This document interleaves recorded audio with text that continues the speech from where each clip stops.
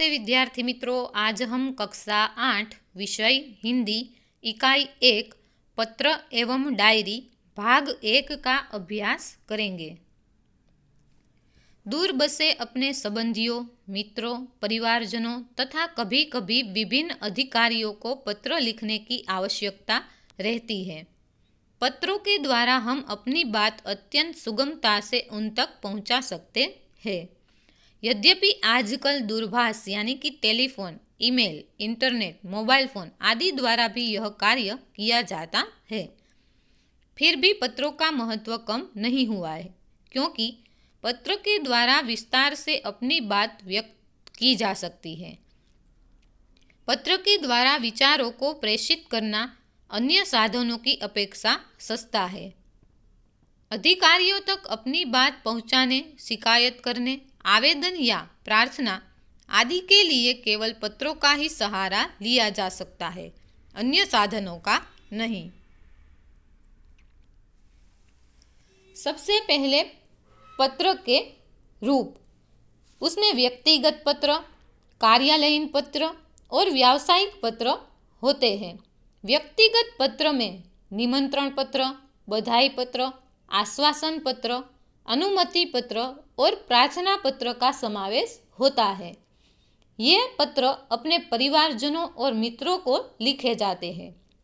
उसके बाद है कार्यालयीन पत्र। ये पत्र अधिकारियों को उनसे संबंधित मामलों में शिकायत करने के लिए लिखे जाते हैं। तीसरा है व्यावसायिक पत्र। ये पत्र किसी व्यापारी से उनसे संबंधित वस्तु मंगाने के लिए लिखे जाते हैं। तो चलिए इकाई की शुरुआत करते हैं। पहला पत्र है निमंत्रण पत्र, जिसका समावेश व्यक्तिगत पत्रों में होता है। विषय है जन्मदिन के अवसर पर उपस्थित रहने के लिए मित्र को निमंत्रण पत्र। सालगिरह है, उसमें उपस्थित रहने के लिए यानी कि हाजिरी के लिए मित्र को निमंत्रण पत्र भेजा जा रहा है। उसमें साहिल है, वो स्नेहल को पत्र लिखता है।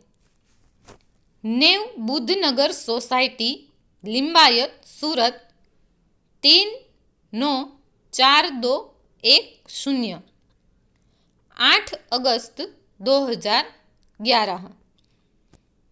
प्रिय मित्र स्नेहल, साहिल है वो स्नेहल को लिखता है, इसलिए प्रिय मित्र स्नेहल, सप्रेम स्मरण।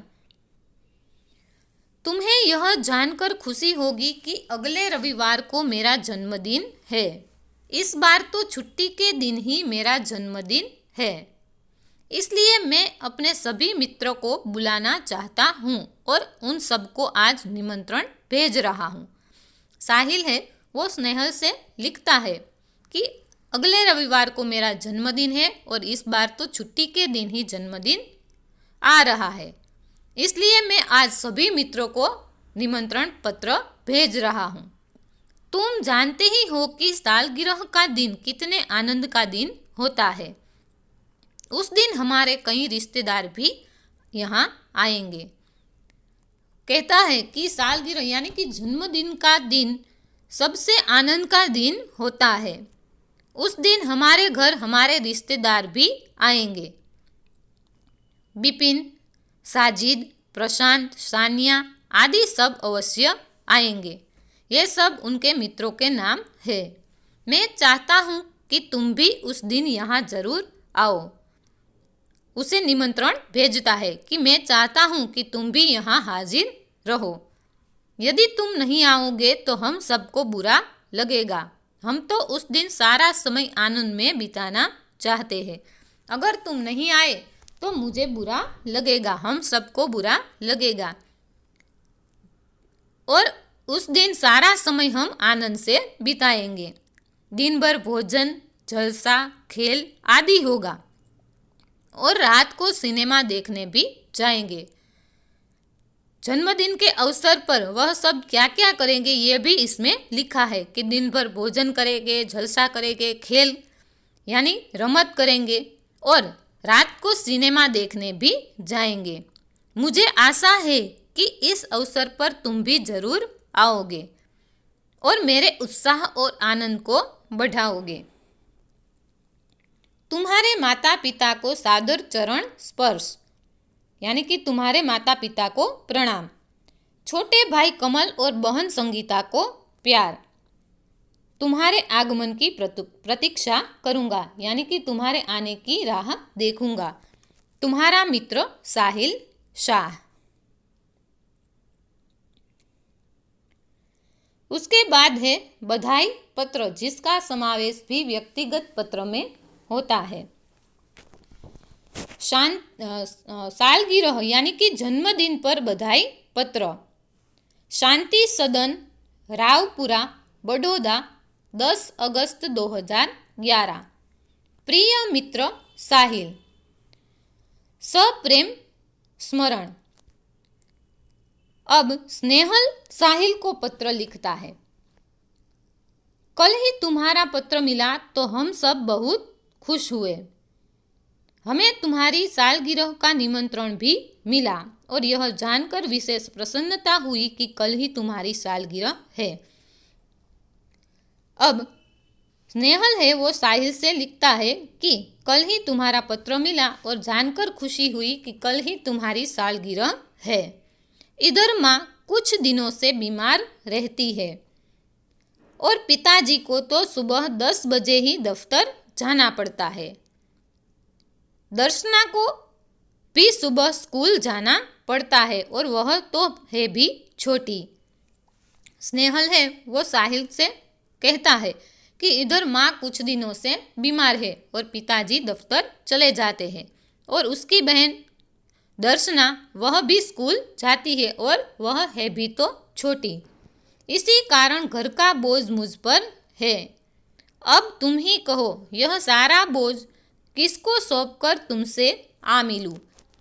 जो निमंत्रण पत्र भेजा है जन्मदिन का, उस जन्मदिन में यह स्नेहल नहीं आ सकेगा, इसलिए वह पत्र में लिखता है कि घर का सारा बोझ मुझ पर है और यह सब छोड़कर मैं किस तरह आऊं। मेरे दिल में तो बहुत होता है कि इस शुभ अवसर पर उड़कर तुम्हारे पास आ जाऊं। आने की तो मुझे भी बहुत इच्छा है, परंतु घर की स्थिति का विचार करके विवश हो जाता हूं और मन करते हुए भी नहीं आ सकता। लेकिन घर की स्थिति कुछ ऐसी है कि मेरा मन होने पर भी मैं वहां नहीं आ सकूंगा। तुम तो अब 1 साल बड़े हो गए हो। इस अवसर पर मैं तुम्हें बधाई क्यों न दूं? मैं तो चाहता हूं कि बार बार तुम्हारी सालगिरह आया करे और हमें खुशियां मनाने का मौका मिले। मैं तुम्हें जन्मदिन के अवसर पर बधाई देता हूं कि बार बार तुम्हारी यह सालगिरह आए और सब खुशी से उसे मनाएं। इस मंगल अवसर पर उपस्थित न रह सकते हुए भी मेरे दिल में तुम्हारे लिए शुभकामना है। मैं भले ही वहाँ न हूँ, लेकिन तुम्हारे लिए मेरे दिल में शुभकामनाएं हैं। मैं चाहता हूँ कि ईश्वर तुम्हें चिरंजीव रखे, यानी कि दीर्घायु रखे और तुम्हारा नया वर्ष शुभदायी हो। ऐसा बधाई पत्र लिखता है तुम्हारा मित्र स्नेहल। उसके बाद तीसरा पत्र है आश्वासन पत्र। यह पत्र का समावेश भी व्यक्तिगत पत्र में होता है।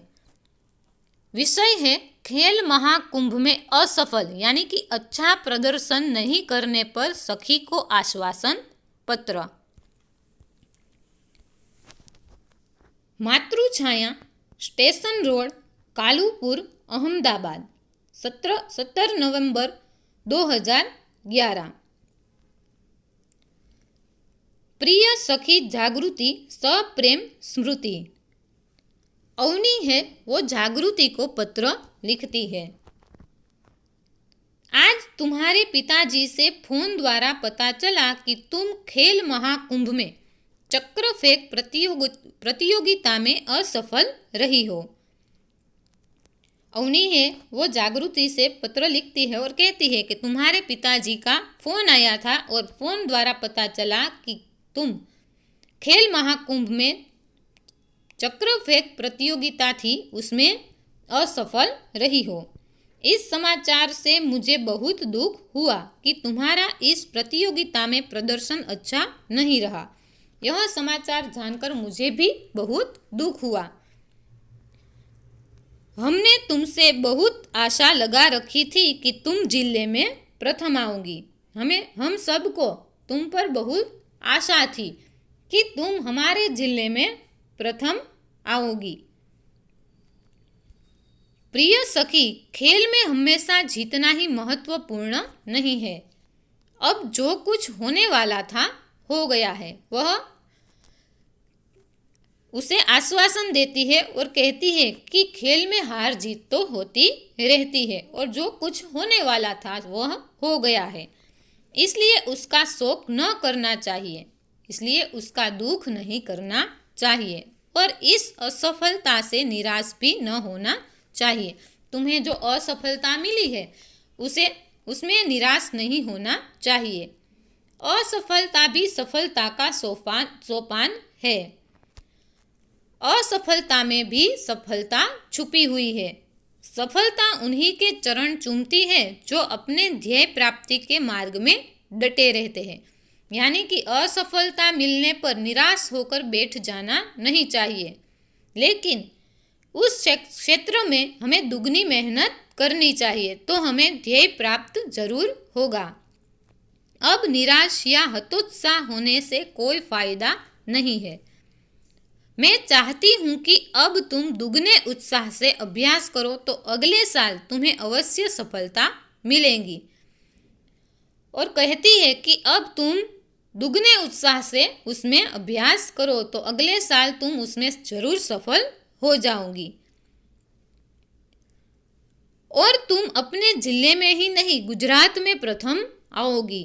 मुझे आशा है कि तुम मेरी बात मानोगी और अपने अभ्यास में मनोयोग से लग जाओगी और तुम इतनी मेहनत करो कि तुम जिले में नहीं लेकिन गुजरात में प्रथम आओगी।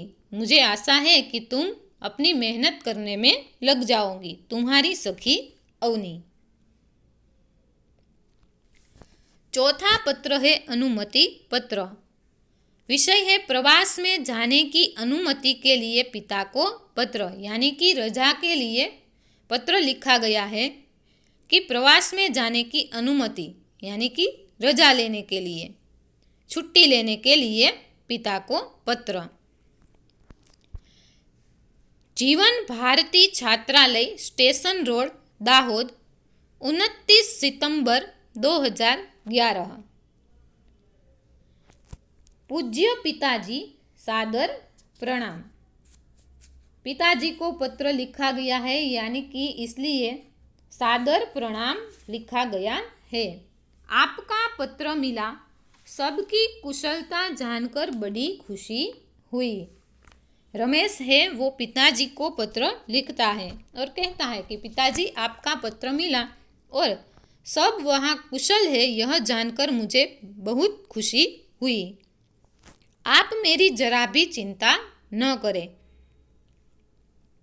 आपको सूचित करते हुए मुझे खुशी हो रही है कि हमारी कक्षा के सब विद्यार्थी अगले महीने की 17 तारीख को अजंता एलोरा की गुफाएं देखने जाने वाले हैं।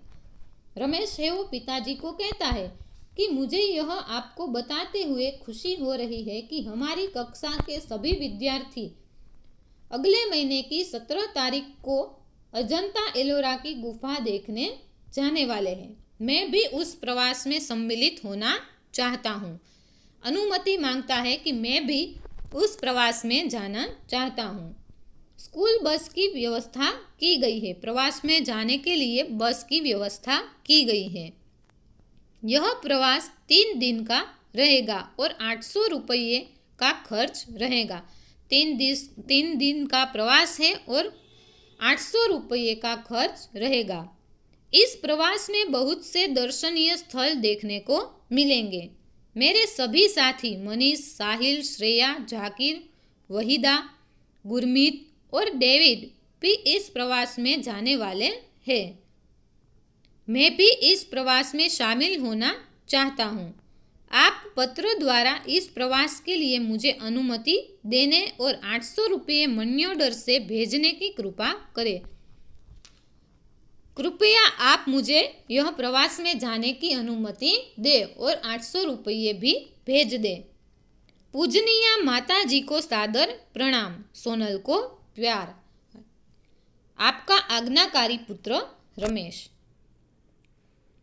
बाल मित्रों, इकाई 1 पत्र एवं डायरी भाग 1 यहाँ पूर्ण होता है।